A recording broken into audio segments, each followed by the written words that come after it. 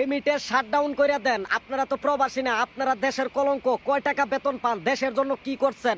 যা করছেন নিজের বাপ মায়ের জন্য করছেন, বউ পোলাপানের জন্য করছেন। কামলার মুখে এত বড় বড় কথা মানায় না, বুঝছেন নি? আপনারা রেমিটেন্স না দিলে কি তাই কি বাংলাদেশের মানুষ চলতে পারবো না? আমি পাঠামো রেমিটেন্স, আমি পাঠামো, আমি বাংলাদেশ চালামো।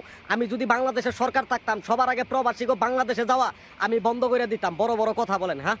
ভাই, আমি আপনার এই কথাতে আমি তীব্র প্রতিবাদ জানালাম, কারণ সকল প্রবাসীরা যখন রেমিটেন্স বন্ধ করে দেয়, এইটার সাথে আপনারও একমত হওয়া উচিত বা আমাদের একমত হওয়া উচিত। কারণ মেজরিটি মাস্ট বি গ্যান্টেড, অধিক মতামত যেখানে সেখানে গ্রহণযোগ্যতা আছে।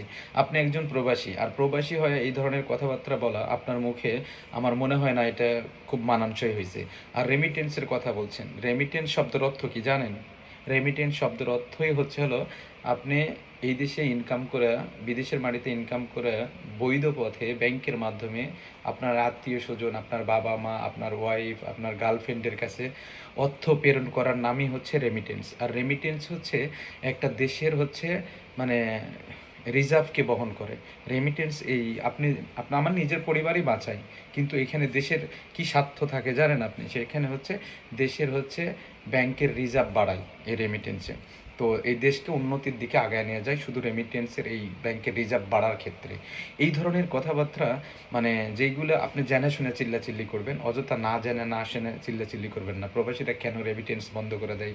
প্রবাসীরা কেই তো সরকারকে টাকা দেয় না। প্রবাসীরা সবাই, আমরা সবাই ফ্যামিলিতেই টাকা দিই, কিন্তু আমাদের যে এই টাকাটা রেমিটেন্স হিসেবে যখন আমাদের দেশে পৌঁছে বৈধ পথে ব্যাংকের মাধ্যমে, সেটা ব্যাংকের রিজার্ভকে উপরের দিকে তুলে। এই ঠিক তখনই আমাদের দেশ উন্নতির দিকে আগায়। তো এইটার ধাপ আমাদের বাংলা সকল প্রবাসীরা সর্বপ্রথম। আর এরা রেমিটেন্স বন্ধ করে দিলে দেশের রিজার্ভটা নিচে নেমে আসবে, অর্থাৎ দেশের ক্ষতি আসবে। তো এই ক্ষেত্রে প্রবাসীদের দাবি যেগুলো দাবি যৌক্তিক দাবি ছিল, এই দাবি সম্পর্কে আপনার মতামত মানে অগ্রহণযোগ্যতা দিয়েছেন, সেটাকে মানে সকল প্রবাসীরা কী হিসাবে দেখবে আমি জানি না, বাট আমি এটা তীব্র প্রতিবাদ জানালাম আপনার এই কথার উপর ভিত্তি করে। কারণ আপনি একজন প্রবাসী মানুষ, এই জন্য আমি রেসপেক্ট নিয়েই কথা বললাম আপনার সাথে। প্লিজ এই ধরনের নেক্সট টাইম ভিডিও বানাবেন না।